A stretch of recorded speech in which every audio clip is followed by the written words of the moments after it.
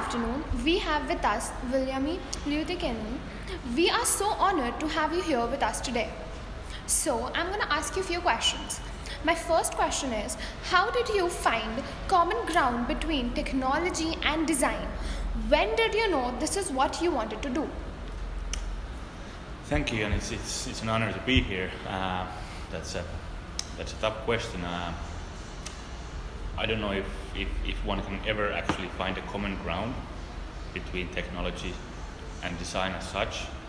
I think in the kind of nature of interdisciplinary and kind of design type of approach is the iterative nature where technology and design both have, in some parts, have stronger focus, and then in the other parts, others have kind of common focus. But in terms of kind of the common ground between technology and design, in my personal history, I think that was in the last years of my actual education. So I was studying to become a Master of Science and Technology, which I did become in mechanical engineering. During the last part of my studies, I was actually exposed to design processes, design methodologies, but also then the business world. So I think I was intrigued by the kind of complexity and the ability of being able to kind of work across the different disciplines and how in successful product development or development in general, so you need several disciplines to work together. So here is my second question, that what do you think is the secret to great design? Well, in my opinion, the secret to great design or any development work is the understanding of the users and the customers, because there's always somebody that you are developing your solution, whatever that is for. If there is not, then I would recommend to do a kind of step back and actually consider, because there is always somebody that is using the product or solution. And these kind of tools for empathizing, understanding the user, different approaches of design methodology, so they are really valuable in creating the understanding of the user. Okay. So here I'm going to ask you the third question, which is, what would a world populated by clones for you be like? I think that would be a world that would be full of, depending on how you interpret it, either bad or great humor. I think there would be a lot of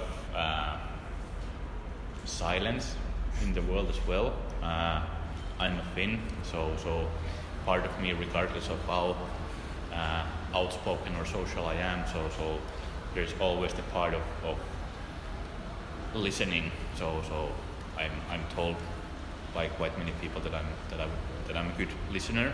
So I think there would be parts of silence in the world. Okay. And peace. So we go to our next question, which is, what would the narration of your life be like? The narration of my life in terms of a storyline.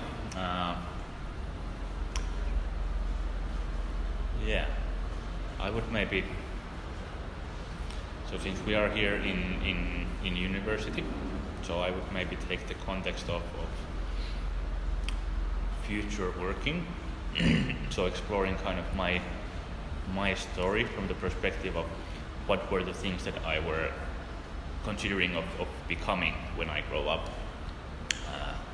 So at the age of 7, and I actually learned this when my father brought this school friend book to my graduation party that I was using on the first grade when I was 7.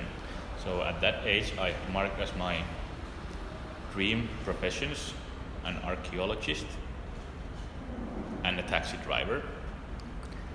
I think archaeologist was because I was very drawn into Indiana Jones movies, but that then became evident that, or after it became evident that the life of an archaeologist is not like in Indiana Jones movies, so then I gave up of that. Then when I was doing the military service, I got to experience the taxi driving part, in the sense that I was driving the generals of the Finnish military from different locations to another.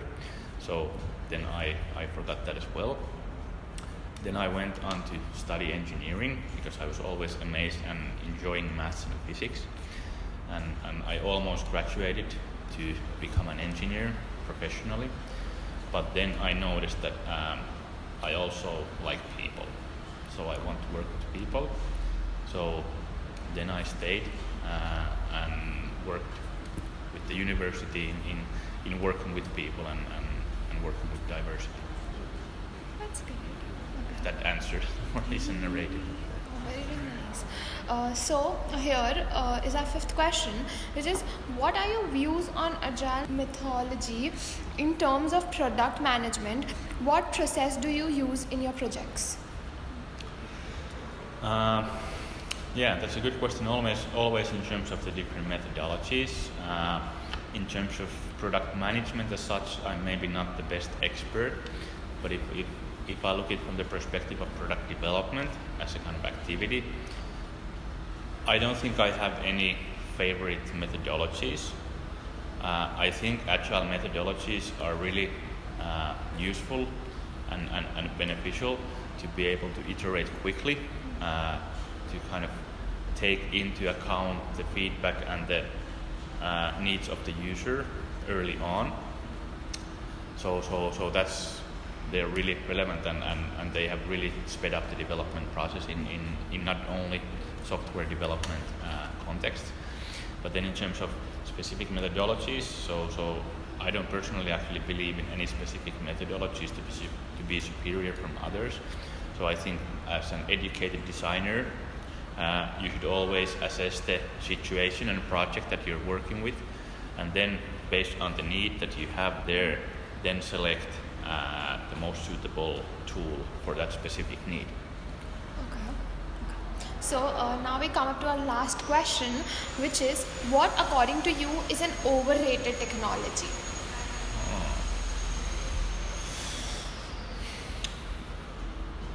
That's a good question as well. I don't know if the question is so much about overrating. I mean, we're living in a world where the technology is developing in a quicker pace than I think in any of the other phase of the human history.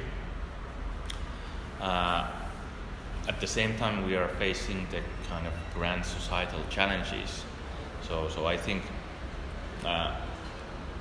the kind of technologies, rather than maybe being overrated, I think there might be technologies that yet haven't fully found their application yet. But who knows, in the future, by working together with kind of the design disciplines, the technology and engineering disciplines and other disciplines, so maybe some of the technologies that seem overrated now will have a huge potential in certain need that hasn't yet been identified. Thank you so much.